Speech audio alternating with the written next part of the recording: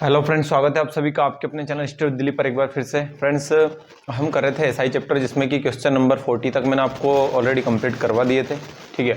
और कुछ समय से अपने वीडियो आ भी नहीं रहे थे, तो ये थोड़ा सा अपना समय की समस्या के कारण वीडियो नहीं आ पा रहे थे। अब देखते हैं अपन कि अपना लगभग 1 से 2 दिन में रेगुलर वीडियो आने लगेगा, है ना। तो बिल्कुल करते हैं अपन स्टार्ट आज से। अपना जो क्वेश्चन नंबर 41 है, क्वेश्चन नंबर 41 देखो सभी लोग। बोल रहा है कि 11,000 रुपये को 2 भागों में इस प्रकार विभाजित किया गया है कि पहले भाग पर दर कितनी है 7% और समय कितना है 4 वर्ष का जो साधारण ब्याज है, वो दूसरे भाग पर दर है 10% और समय है 2 वर्ष का जो साधारण ब्याज है उसका अनुपात दे रखा है आपको, ठीक है ना। टोटल रुपए कितने हैं 11,000। टोटल रुपए कितने हैं 11,000।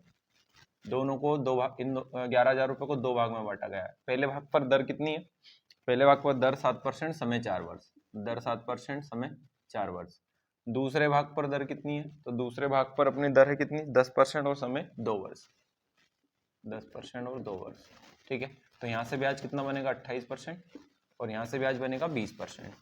अब आपको उसमें ब्याज देखो, पहली राशि कितनी है, फर्स्ट राशि, इस पर कितना ब्याज है 28%, ठीक है ना। अब आपको रेशियो दिया है ब्याज का इस बार, है ना। तो बराबर में नहीं रखेंगे, बराबर नहीं है ब्याज, उसने बोला रेशियो दिया उसने इस बार आपको कि जो ब्याज है उनका रेशियो कितना है, तो वो दिया आपको उसने कितना 4/5, ठीक है, 4:5। ये परसेंट से परसेंट तो हट जाएगा, ये 5 चुके 20 और ये 4 सत्ते 28। तो यहाँ से अगर मैं दोनों भाग का रेशियो निकालूं तो ये आ गया अपना 4:7, ठीक है। कुल योग कितना था 11,000 रुपये, तो कुल के बटे में कुल रखेंगे 7×4=11। कौन सा पूछा उसने पूछा है दूसरा भाग, तो दूसरा भाग कितना है 7, 11 एकम 11 और ये 7,000, तो दूसरा भाग आ जाएगा 7,000। पहला भाग पूछता तो 4,000, दोनों का अंतर पूछता तो 3,000। क्लियर है सभी को। चलिए, बिल्कुल आसान था ये। बढ़ेंगे आज के अपने अगले क्वेश्चन की तरफ, क्वेश्चन नंबर 42।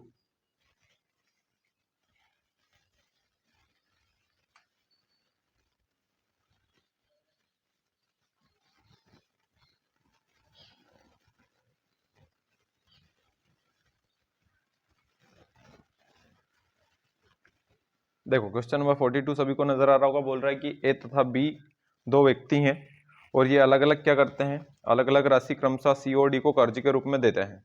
यदि उनके द्वारा प्रदत्त दरों का अनुपात दिया है कितना 4:5 और समय का अनुपात दिया है कितना 2:1/2 और 3:1/2, मतलब 2.5 और 3.5, तो उनके द्वारा दी गई धनराशि का अनुपात पूछ रहा हो आपसे, जबकि जो ब्याज है वो समान प्राप्त होता है। ब्याज समान प्राप्त हो रहा है यूं बोल रहा है, ठीक है। तो मान लेते हैं ए ने जो धन दिया है को, वो ए धन दिया है, ठीक है ना, कुछ भी हो सकता है ए का मान। इस पे जो ब्याज मिल रहा है आपको, देखो दर कितनी है 4%, समय कितना है साढ़े 2 वर्ष है ना, 2.5 वर्ष, तो 5/2। तो ये दर और समय का गुणा कर लिया तो ए राशि पर कितना ब्याज आएगा वो आ जाएगा यहाँ से, ठीक है। बी ने दिया है किसको, डी को, तो बी ने मान लेते हैं डी को बी राशि दी है, इस पर ब्याज कितना है, दर है 5%, समय है कितना 7/2, और उसने बोला कि ये ब्याज दोनों का क्या है आपस में बराबर है। 2 से 2 कैंसिल, 5 से 5 कैंसिल, तो ये ए और बी क्या, या ए और बी मैंने राशि तो मानी थी 7/4, तो ये हमारा राइट आंसर हो जाएगा, जो कि ऑप्शन नंबर 3 में दे रखा है, ठीक है। चलिए अगला क्वेश्चन 43।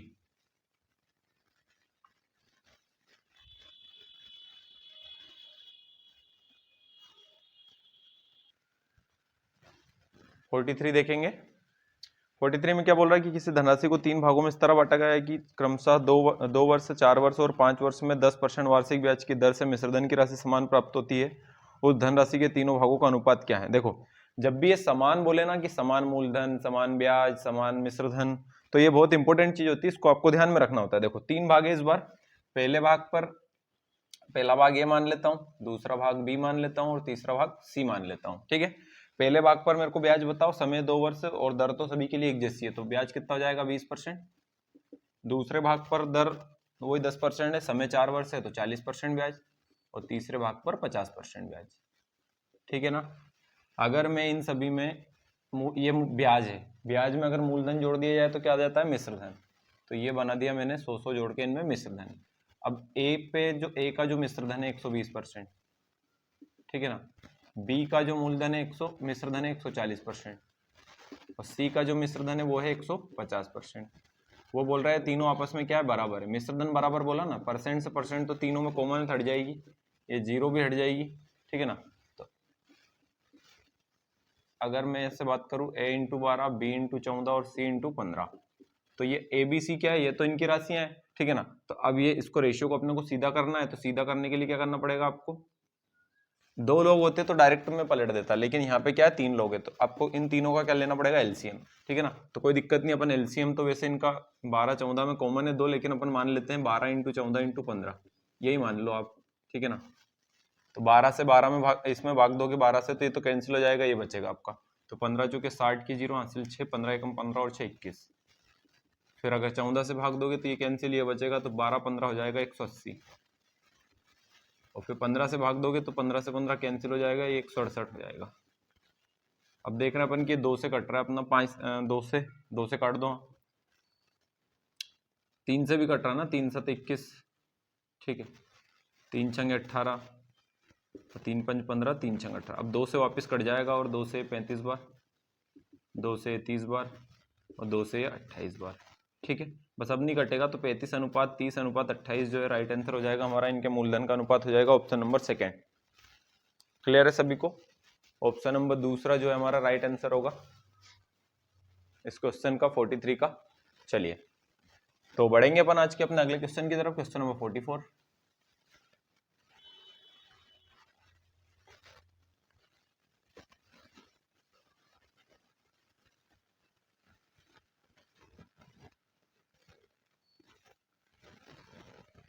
चलिए देखिए क्वेश्चन नंबर 44 में क्या बोल रहा है आपसे कि महेश ने 500 रुपये 4 वर्ष के लिए तथा दिनेश ने 800 रुपये 2 से 1/2 वर्ष के लिए कर्ज लगाया। यदि उनके द्वारा प्राप्त कुल ब्याज 180 रुपये, तो उनके दरों के बीच का अंतर बताइए। देखो, तो यहाँ से आपको एक बात ध्यान रखना है, वैसे तो इसका आंसर आएगा आंकड़े अधूरे हैं ज्ञात नहीं किया जा सकता, क्योंकि आपको योग दे के रखा है और अंतर पूछा है उसने, तो यहाँ से मैं अंतर नहीं बता सकता हूँ, ठीक है ना।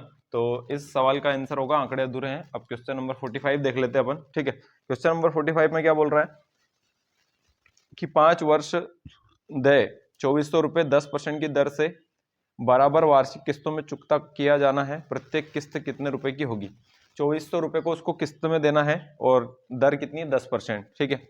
तो प्रत्येक किस्त कितने रुपए, ये तो अपने टाइप के सवाल है। कितनी किस्त देनी है आपको, 5 साल तक किस्त देनी, मतलब 5 किस्त देनी है, ठीक है ना, वार्षिक किस्त है। और ठीक है, तो आपको मैंने बताया था कि पहली किस्त आपको माननी कितनी, 100 रुपये, फिर मानना आपको जितनी दर है ना उसमें जोड़ते चलेंगे। जैसे 5% दर होती तो 105, फिर 110, 115, ऐसे 10% दर है तो 10 जोड़ेंगे तो 110, फिर जोड़ेंगे 10 तो 120, फिर 130 और फिर 140। 5 किस्त हो गई, इन सभी को जोड़ देंगे तो एक कुल अपना मिश्र धन आ जाएगा। यहाँ से ये हो जाएगा 10 की 0 हासिल 1, 5 और 1 6, ठीक है ना। तो कुल के बटे में कुल रखेंगे, कुल कितना बोला था उसने 2400 रुपये, तो अपना कितना है यहाँ पे 600, ठीक है। किस्त पूछ रहा है तो 100 का गुणा करेंगे, ठीक है, 0 0 कैंसिल, 6 चुके 24, तो कितनी किस्त बनेगी आपकी 400 रुपये की किस्त बनेगी, जो कि राइट आंसर दे रखा है ऑप्शन नंबर 4 में, ठीक है। चलिए बढ़ेंगे आज के अपने अगले क्वेश्चन की तरफ, क्वेश्चन नंबर 46। देखो 46 में क्या कह रहा है कि मैंने 8120 रुपये की राशि को ए और बी को 10% वार्षिक ब्याज की दर पर दिया। यदि वे क्रमशः 4 और 5 वर्ष के बाद समान राशि लौटाते हैं तो बी की राशि क्या है, ठीक है। समान राशि लौटाना मतलब क्या है कि मिश्रधन बराबर। देखो ए का ब्याज बनाते हैं और बी का ब्याज बनाते हैं। ए ने कितनी राशि दी थी, कितने परसेंट दर, दर तो दोनों के लिए 10 ही है, तो 10 इंटू 4 ये ए का ब्याज आ गया, और ये 10 इंटू 5 ये बी का ब्याज आ गया, तो ये 50%, 40%, और ये 50%। उसने बोला समान राशि लौटाते हैं मतलब मिश्रधन बराबर है, ठीक है ना। तो ए का मिश्रधन 140%, जो कि किसके बराबर है, बी के 150% के बराबर। परसेंट से परसेंट हट जाएगा, 0 से 0 हट जाएगा, ए और बी मैंने मूलधन माने हैं, तो ये हो जाएगा आपका 15/14। टोटल कितना है 8120, तो 8120 कुल के बटे में कुल रखेंगे, 15 14 29। किसका पूछ रहा है, तो पूछ रहा है बी का, तो बी की राशि कितनी 14, तो 14 से कर देंगे गुणा, 29 दूनी 58, बचेगा कितना 23, 29 8 232, 0 इंटू 14, 14 का 0 में 0, 14 से 8 में करें 14 8 112 का 2 हासिल 11, 14 28 और 11 39, तो 3920 रुपये की राशि प्राप्त होगी, जो कि राइट आंसर दे रखा है ऑप्शन नंबर सेकंड में, ठीक है। चलिए बढ़ेंगे अपने आज के अगले क्वेश्चन की तरफ, क्वेश्चन नंबर 47 की तरफ। क्वेश्चन नंबर 47 देखिए सभी लोग क्या बोल रहा है क्वेश्चन नंबर 47 में।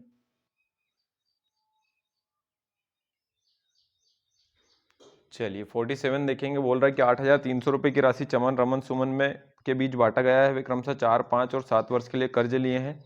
यदि प्रत्येक की वार्षिक दर 7% है तो उनके द्वारा प्राप्त राशि का अनुपात क्या होगा जबकि वे समान ब्याज का भुगतान करते हैं। इस बार ब्याज बराबर, देखो 3 लोग हैं जिनमें कि 8,300 रुपये बांटने हैं। किन किन में? चमन, रमन और सुमन में। सभी का अलग अलग समय दिया है लेकिन दर सभी के लिए एक जैसी है। और राशि का अनुपात मतलब उनको कितने कितने रुपए दिए ये पूछ रहा है, और बोला कि उनके ब्याज की जो राशि है वो समान है। ठीक है, चमन, रमन और सुमन। देखो चमन, रमन और सुमन, इन तीनों का ब्याज बराबर उसने ये बोला है, तो पहले ब्याज तो बनाए अपन। ठीक है, चमन का हो जाएगा 7 चुके 28, 4 वर्ष से 7% दर है। सुमन रमन का हो जाएगा कितना? 7 पंजे 35, 35%। और अपना सुमन का हो जाएगा 7 49%। परसेंट लगाएंगे हट जाएगा, वो तीनों में कॉमन है, तो इनका ब्याज बराबर उसने बोला है, तो ये 28% बराबर है किसके? रमन के 35% के बराबर और सुमन के 49% के बराबर। ये तीनों बराबर है यूं बोला उसने। काट देंगे इसको 7 से, 7 चुके 28, 7 पंजे 35 और 7 7 49। तो इनकी राशि मैंने CR ऐसी मान ली है ना। अब 4, 5 और 7 का एलसीएम 120, नहीं 120 नहीं 140 है ना। 4 से भाग देंगे 140 में तो 28 बार, नहीं 28 बार नहीं 35 बार। 4 सॉरी 4 3 12 और 4 5 20, 35 बार।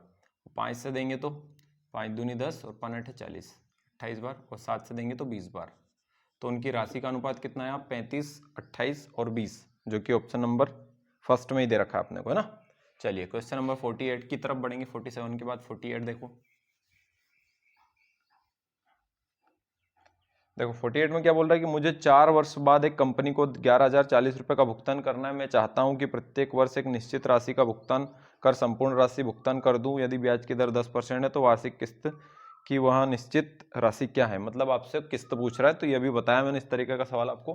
दर कितनी है? 10% है। समय कितना है? 4 वर्ष, मतलब 4 किस्तें। तो पहली किस्त 100, दूसरा फिर आप दर जोड़ते चलो उसमें, है ना। यही तो बताया मैंने। इसका सबसे आसान तरीका यही है, ये 0, 3 2 5 और 1 6 और ये 4। तो कुल के बटे में कुल रखेंगे, कुल राशि कितनी थी? 11,040 बटे में रखेंगे 460। किस्त पूछ रहा है 100 का गुणा करेंगे, ये कैंसिल। 23 से काट देंगे, 23 दूनी 46, ये 23 चुके 92, बचेगा कितना यहाँ से? 18 है ना। 23 8 184 होता है। और ये 2 से 24 48 को काटेंगे 24 बार, तो 24 × 100 करेंगे 2400। तो प्रत्येक किस्त कितने की बनेगी? 2400 की बनेगी, जो कि ऑप्शन नंबर 3 में दे रखा है। ठीक है, तो बढ़ेंगे आज के अपने अगले क्वेश्चन की तरफ, क्वेश्चन नंबर 49।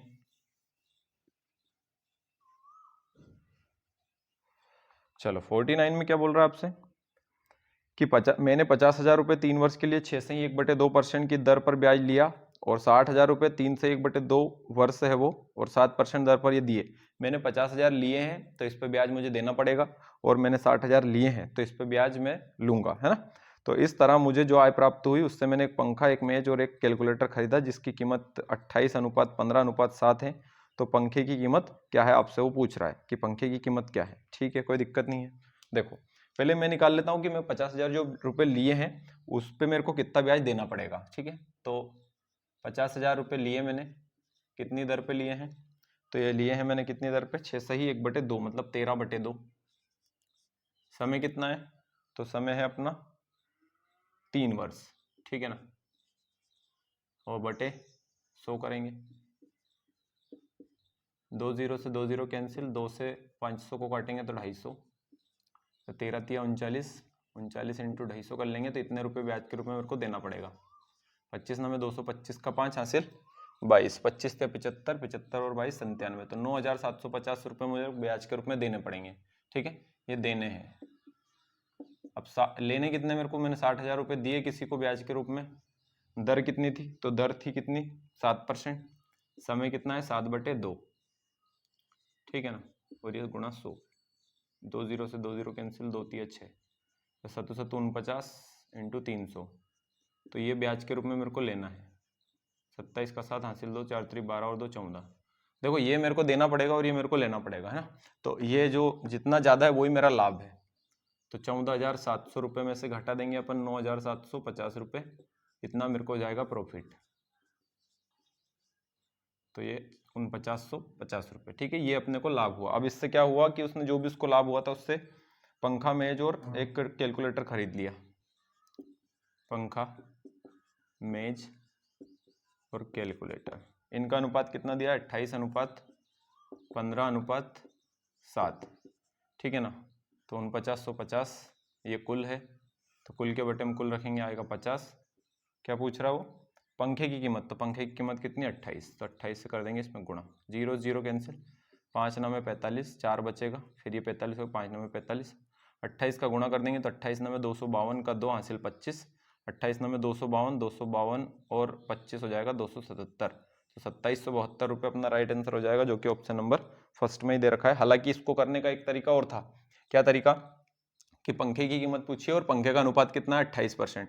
अब 28 जो भी आंसर होगा, पंखे का जो भी मूल्य होगा 28 से कटेगा, और 28 से कटना मतलब अपना 2 से भी कटना और 4 से भी कटना और 7 से भी कटना, क्योंकि 7 चुके 28। तो अगर आप देखो तो 4, अगर पहले मैं 4 का रूल लगाऊं तो ऑप्शन नंबर थर्ड जो है वो भी नहीं कट रहा है 4 से, और अपना ये 4 भी नहीं कट रहा है, ठीक है ना। तो अब 4 से कौन कौन कट रहा है? एक तो फर्स्ट वाला कट रहा है और एक सेकंड वाला भी कट रहा है। लेकिन अब फिर इनमें अपन 7 का रूल लगा लेते, तो 7 से वो दोनों ही कट रहे हैं, इसलिए आपको ऐसे ही करना पड़ेगा फिर, ठीक है।